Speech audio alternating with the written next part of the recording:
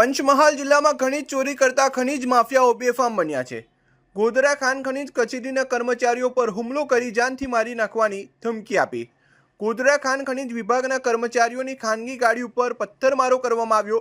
ગોધરા તાલુકાના રણછોડપુરા ગામમાંથી ખાનગી વાહનમાં પસાર થતા ગોધરા ખાન ખનીજ કચેરીના કર્મચારીઓ પર 3 જેટલા માથાભારે ઈસમોએ હુમલો કરી જાનથી મારી નાખવાની ધમકી આપી।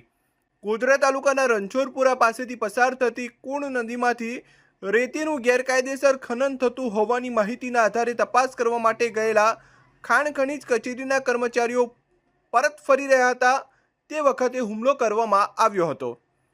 3 જેટલા માથાભારે ઈસમોએ ખાણ ખનીજ કચેરીના કર્મચારીઓને ખાનગી વાહનને આંતરિક હુમલો કરી વાહનના કાચ તોડ્યા હતા।